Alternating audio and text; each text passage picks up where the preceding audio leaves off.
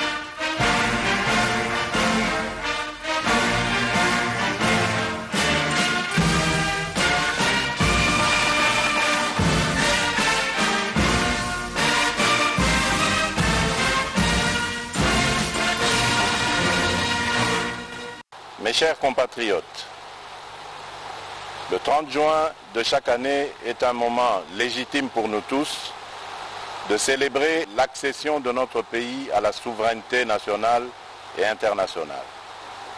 C'est aussi l'occasion de revisiter le chemin que nous avons parcouru ensemble, de prendre la mesure des défis au plan politique, économique et social, afin d'arrêter les voies et moyens d'offrir un meilleur avenir à notre progéniture. Il y a 60 ans, nos pères fondateurs, parmi lesquels Joseph Kasavubu et Patrice Lumumba, sont parvenus à concrétiser la profonde aspiration du peuple congolais à l'émancipation. Nous gardons tous en mémoire la belle histoire du 30 juin, celle de nos deux héros au tempérament différent, mais tout aussi déterminés pour la cause de l'indépendance. À cet égard, il me paraît juste, 60 ans plus tard, de réconcilier ces deux approches et d'élever Joseph Kasavubu, longtemps oublié, au rang largement mérité de héros national. Dans le même ordre d'idées, je viens de signer l'ordonnance portant nomination du maire et du maire adjoint de Lumumba-Ville dans la province du Sankourou, rendant celle-ci effective et opérationnelle. Le Congo, ce pays voulu et créé sans nous, 75 années plus tôt à Berlin, nous l'aimons et nous le chérissons, unis par le sort et ayant en partage une longue histoire commune, faite de joie, de larmes, de sueur et de sang. Sans équivoque, nos pères ont fait le choix de l'indépendance, de la dignité et de la solidarité nationale, tout en étant conscients du risque encouru par le pays, car à son devenir économique et social, faute d'une préparation adéquate de la jeune nation. L'effondrement du socle de confiance intervenu entre les acteurs politiques nationaux dès le lendemain de la proclamation de notre indépendance est le résultat combiné de l'inexpérience, de la jeunesse de la classe politique et du jeu malsain des convoitises extérieures.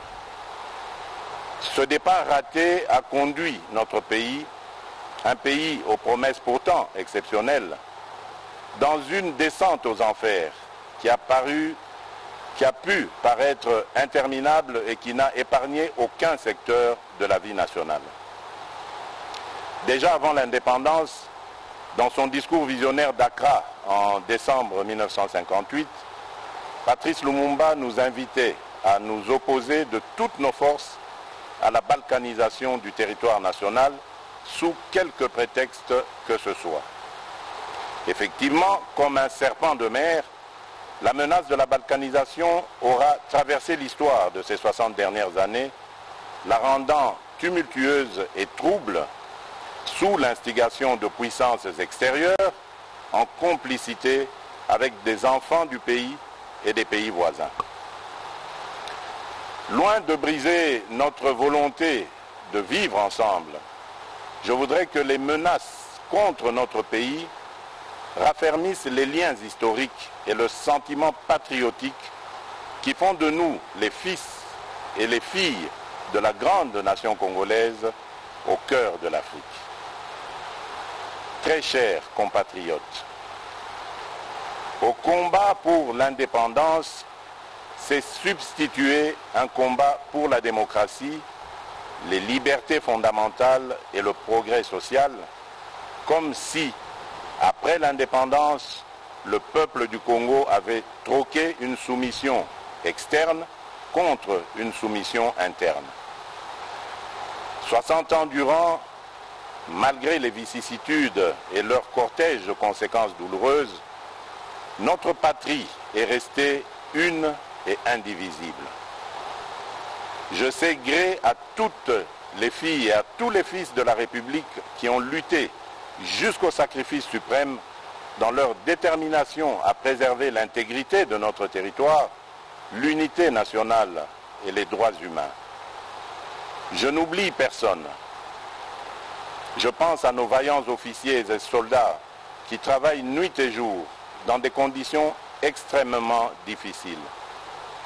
Je pense à nos mamans et nos sœurs martyrisées dans leur chair. Je pense à nos enfants victimes des conflits à qui un triste destin a arraché le simple droit d'espérer. Je pense à nos classes laborieuses, à nos paysans, à tous ceux qui chaque matin affrontent des difficultés de tout genre pour subvenir aux besoins de leur famille. Je pense à l'ensemble de nos forces vives et en particulier tous les combattants et martyrs de la démocratie qui, dans la suite d'Étienne Tshisekedi d'heureuse mémoire, ont affronté les répressions les plus sanglantes, les plus barbares, depuis les temps forts de la guerre froide jusqu'à la veille des élections de décembre 2018. Je pense à nos filles et à nos fils, lâchement abattus dans les rues de nos villes et de nos villages, jusqu'à l'intérieur des églises ainsi profanées. Je n'oublie personne, je n'oublie rien, aucune douleur, aucun déchirement ne doit être oublié.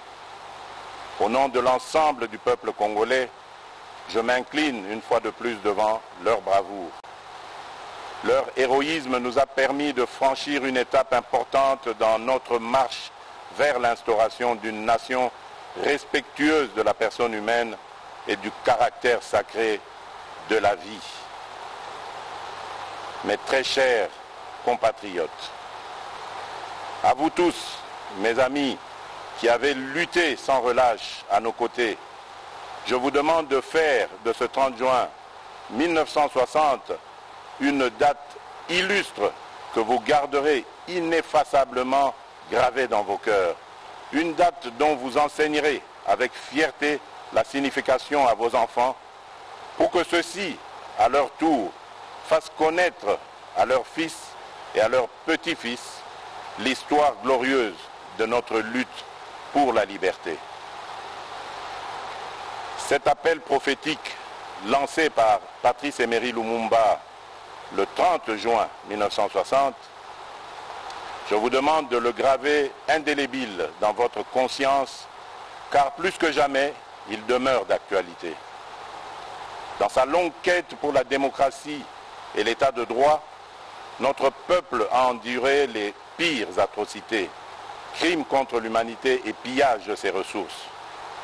Aujourd'hui, 60 années plus tard, le devenir de la nation est toujours entre les mains d'une classe politique, toutes tendances confondues, qui demeure versatile et qui peine à arracher la nation du cercle vicieux de l'instabilité et de la pauvreté. Jugez vous-même de notre héritage commun 60 ans après.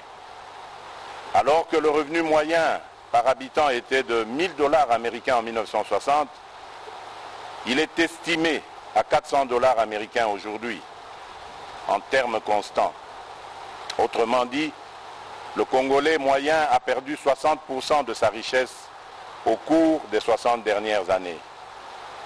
Notre pays est paradoxalement aujourd'hui l'un des pays les plus pauvres du continent, alors qu'il fut l'un des plus riches il y a 60 ans.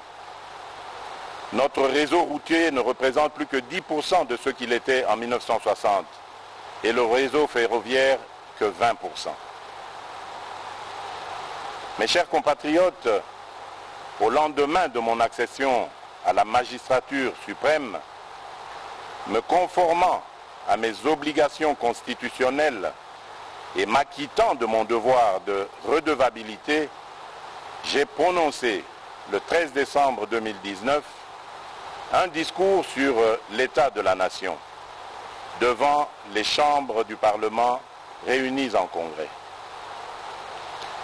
Devant les honorables députés et sénateurs, j'ai eu l'honneur et la fierté de faire un tour d'horizon complet des principaux secteurs de la vie nationale autour des actions prioritaires de mon quinquennat contenues dans le programme du gouvernement.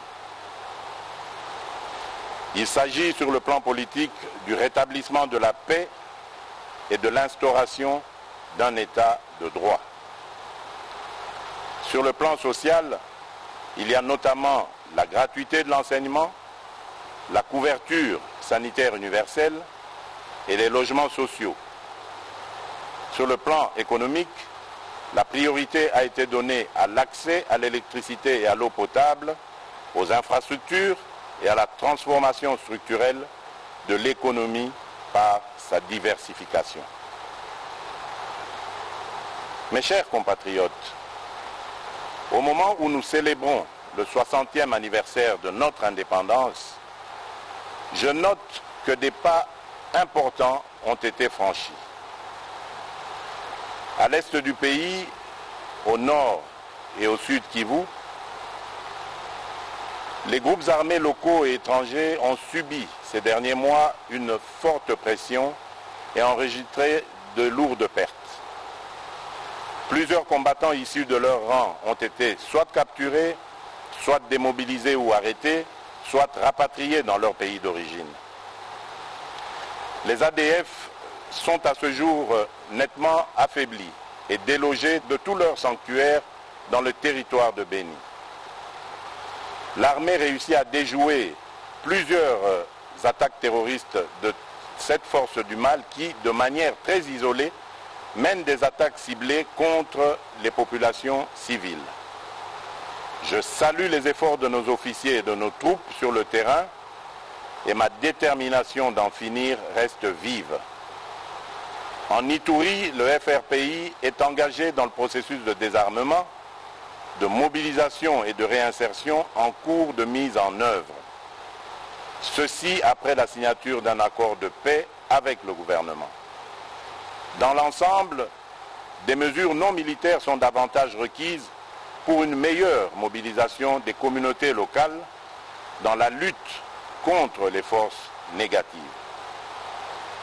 Je réitère mon appel à tous les autres groupes armés afin de déposer les armes et de choisir la voie de la paix, sous peine de s'exposer aux sanctions coercitives de l'armée et à des poursuites judiciaires. Je condamne fermement les massacres des populations par des miliciens en Ituri, au nord et au sud Kivu. Tout en exprimant ma compassion aux familles durement touchées par cette barbarie ignoble, je les assure que ceci ne restera pas impuni.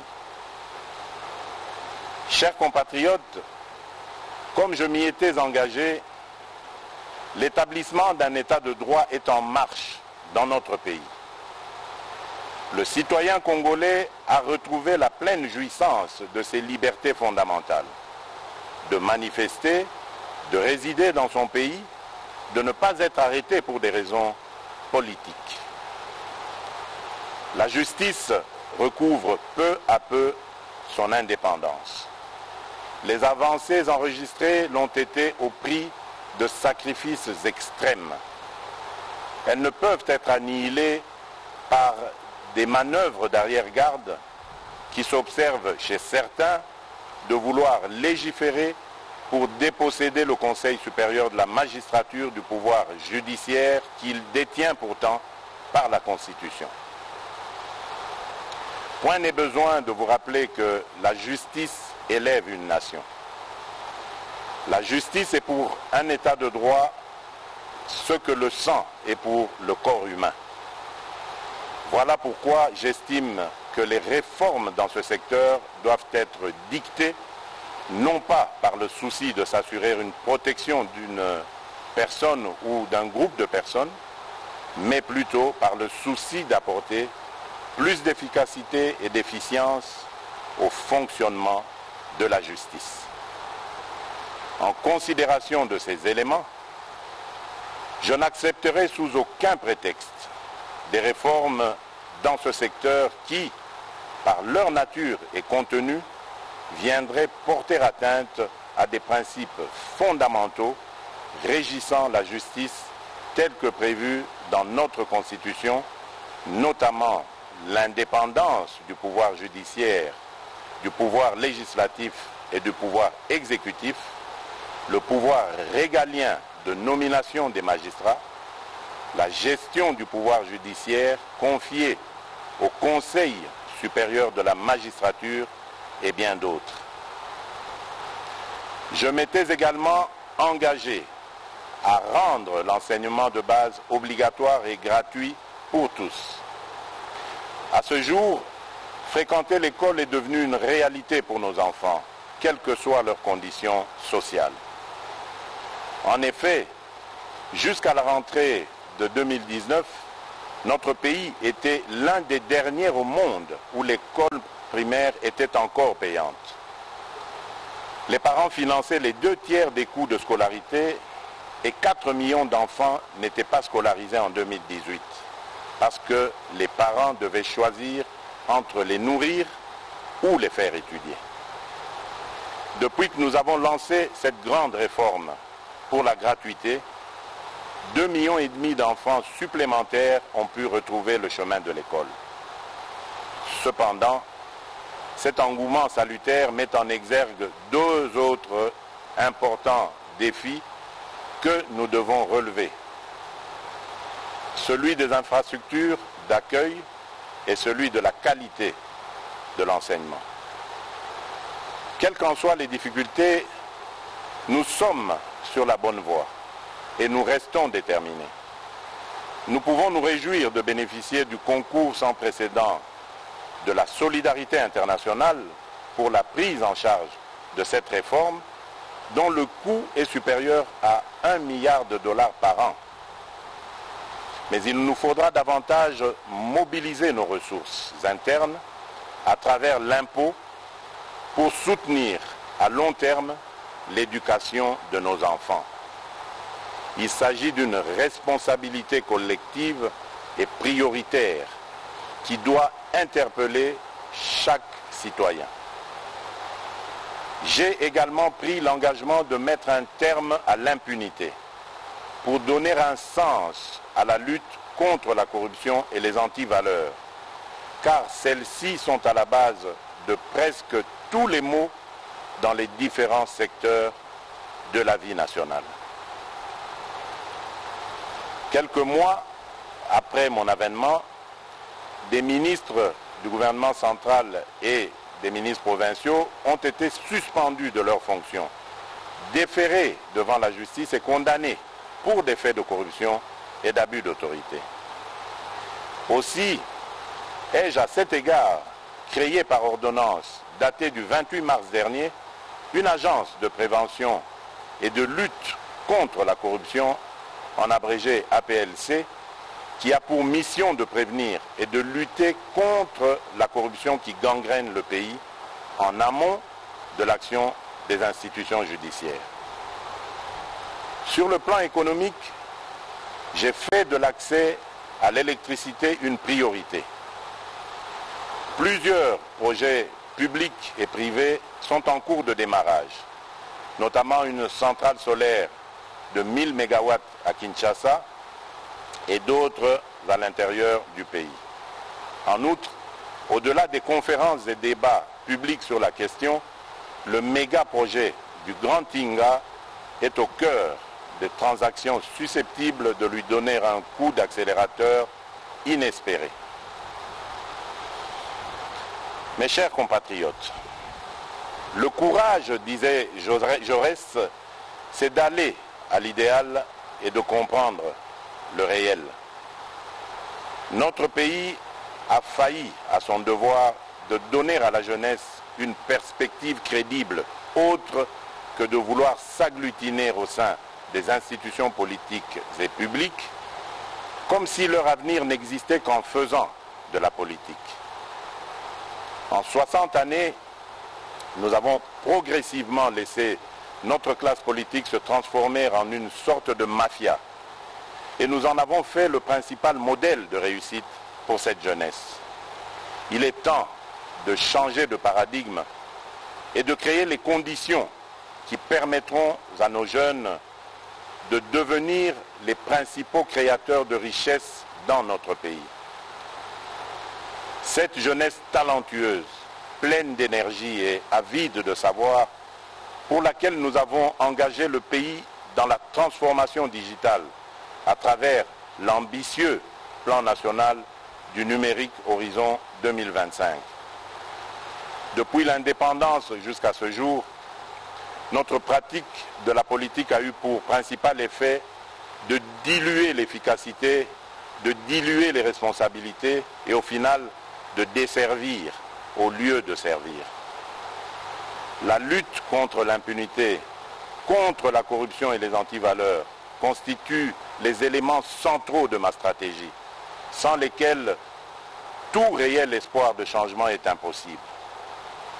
Mais dès lors que nous avons en toute conscience choisi de privilégier la réconciliation nationale pour mieux construire l'avenir et préserver la paix, la lutte contre l'impunité ne doit en aucun cas se transformer en vengeance ni en chasse aux sorcières.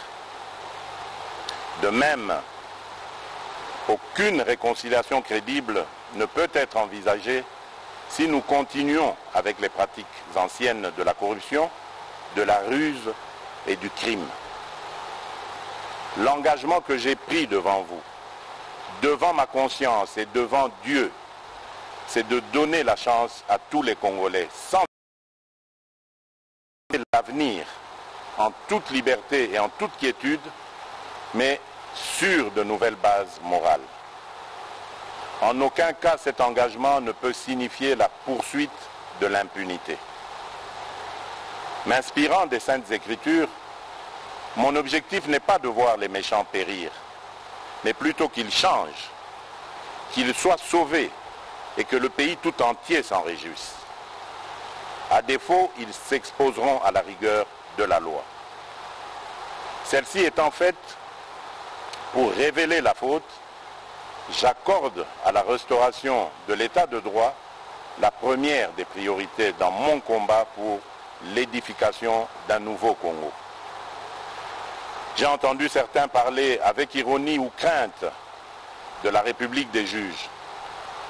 La réalité est plutôt que le pouvoir judiciaire demeure confronté à de nombreux défis en termes de ressources, de capacités et d'indépendance. La République démocratique du Congo ne compte actuellement qu'un magistrat pour 28 000 habitants, alors qu'un ratio minimum de 1 magistrat pour 5 000 habitants est considéré comme étant la limite de la couverture requise par les standards définis par l'Association internationale des magistrats. La dernière grande vague de recrutement des magistrats en République démocratique du Congo date de 2011. Nous avons donc un grand retard à rattraper.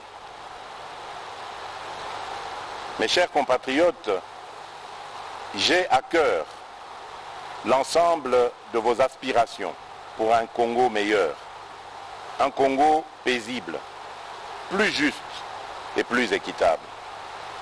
Qu'il s'agisse de la réforme en cours de la justice, que je compte poursuivre et approfondir, de l'indispensable rattrapage en matière d'infrastructures de base, de l'accès à la santé, de la pacification intégrale du pays ou de la préservation de l'environnement, le Congo a grandement besoin de ressources et de méthodes pour poursuivre avec succès la mise en œuvre du programme pour lequel vous m'avez élu.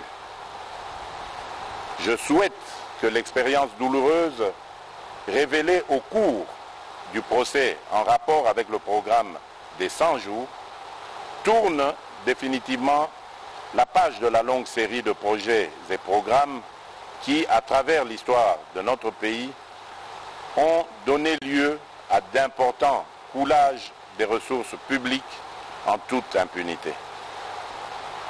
Je pense notamment au projet de Bukangalonzo, aux multiples cessions d'actifs miniers, aux projets de construction d'infrastructures routières, aéroportuaires et j'en passe. Le défi du Congo, le défi du peuple congolais, c'est de sortir de la répétition pour s'inventer un destin. À tout prix, nous devons y parvenir et nous allons y arriver.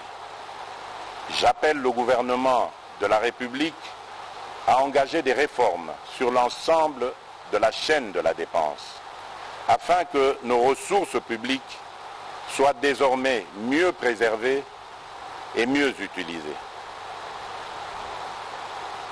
Mes chers compatriotes, alors que nous nous étions engagés à faire de 2020 une année de l'action décisive, la force du destin a fait coïncider cette année du 60e anniversaire avec l'une des crises sanitaires et économiques les plus intenses que notre civilisation ait connues, l'apparition de la Covid-19.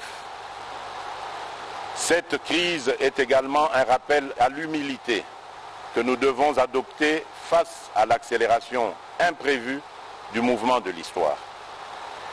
La Covid-19 qui affecte aujourd'hui tous les continents et qui frappe indistinctement tous les habitants de la planète représente la plus grave crise sanitaire qu'ait connue le monde depuis la grippe espagnole. Toutes les certitudes idéologiques sur lesquelles est fondé l'ordre économique mondial sont aujourd'hui remises en question. Pour s'adapter à cette nouvelle donne et offrir à ses États membres la possibilité d'investir massivement dans la lutte contre la Covid-19, l'Union européenne ainsi que la Banque centrale européenne ont revu et assoupli de manière exceptionnelle leurs règles et pratiques en matière budgétaire et d'endettement.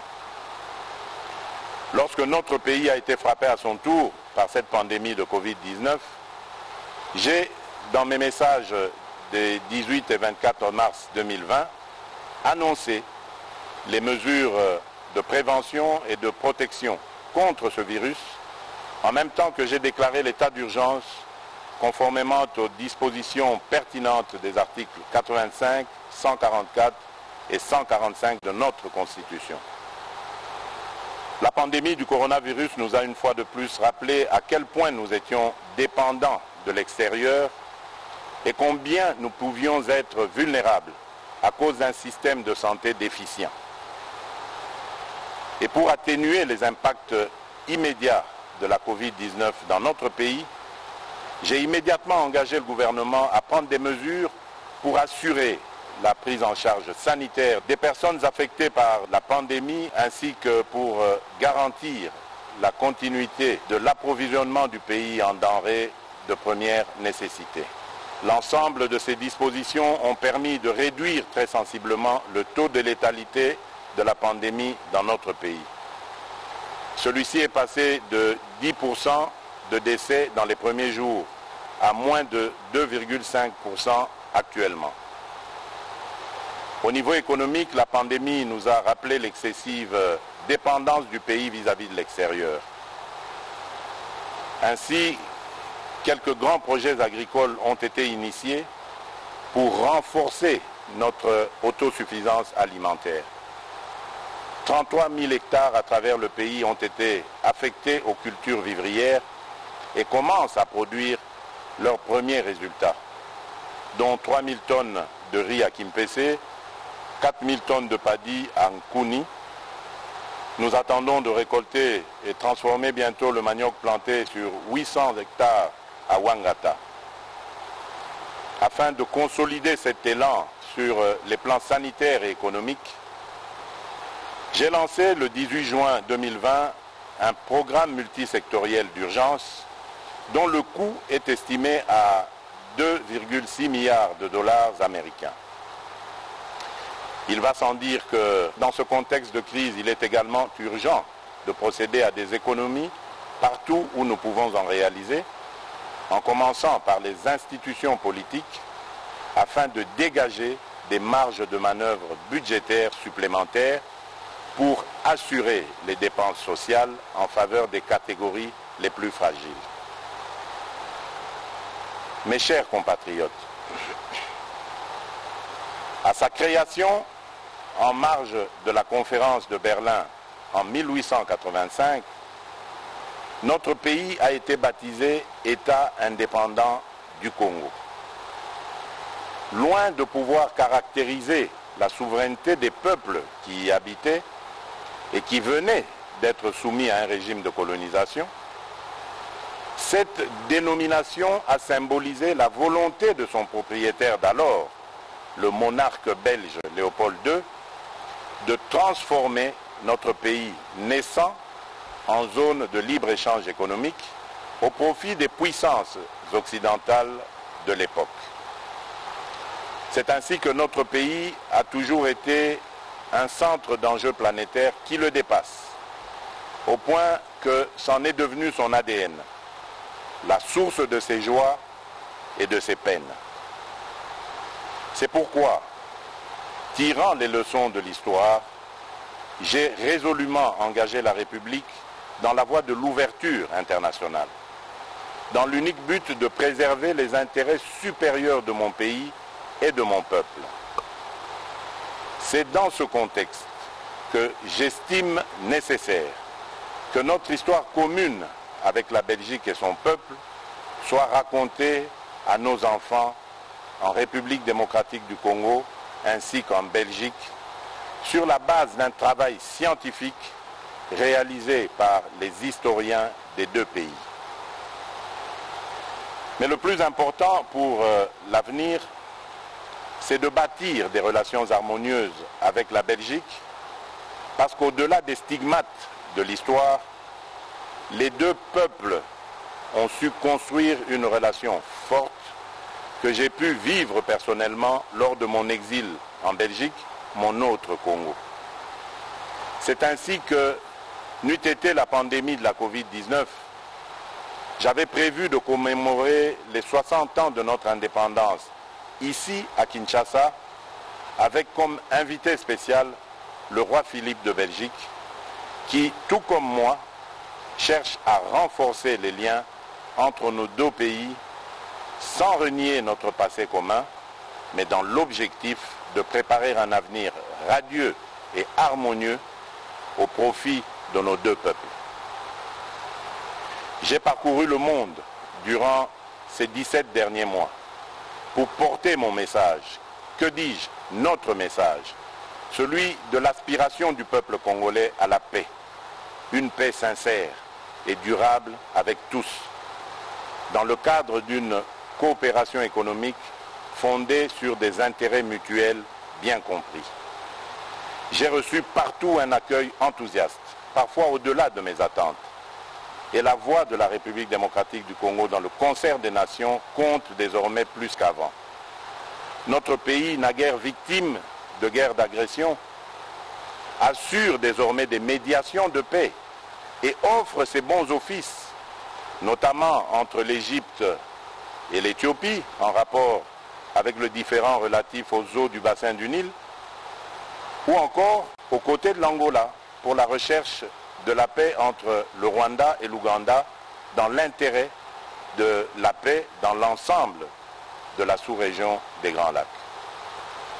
Mes nombreux déplacements ont également hissé la coopération au développement en faveur de la République démocratique du Congo à un niveau sans précédent.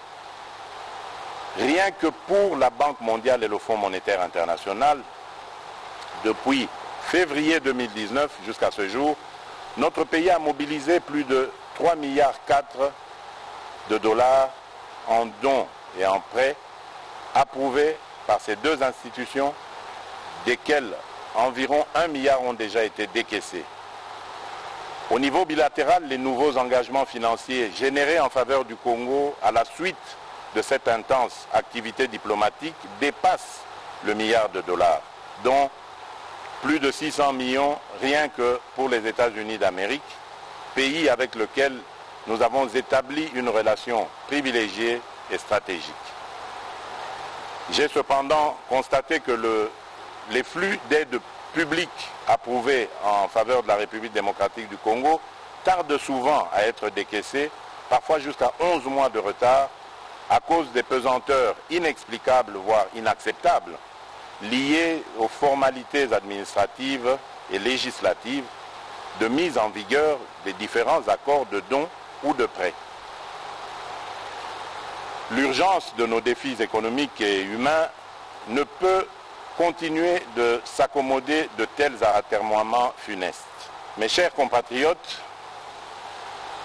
je suis bien conscient que dans votre fierté légendaire, vous ne pouvez vous contenter d'une situation de dépendance structurelle à l'aide publique internationale. C'est pourquoi je nous invite à concentrer l'essentiel de notre fierté nationale à promouvoir le sens de la valeur du travail, la création de la richesse, le juste et l'exercice de la solidarité nationale.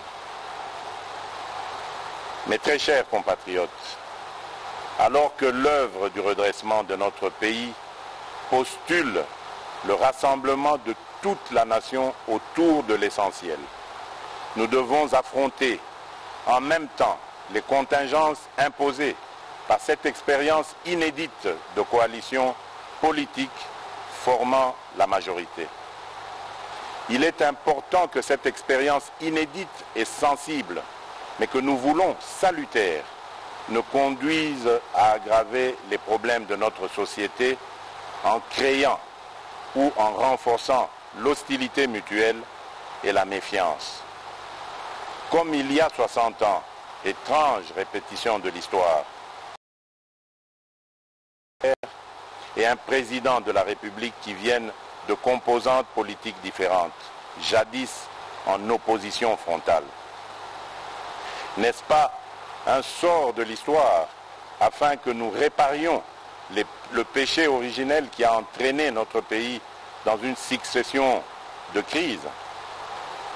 C'est pourquoi, en tant que garant constitutionnel du bon fonctionnement des institutions, je ne ménagerai aucun effort pour m'assurer, via un dialogue interinstitutionnel régulier, qu'aucune crise inutile ne puisse perturber la stabilité du pays, si importante pour son essor.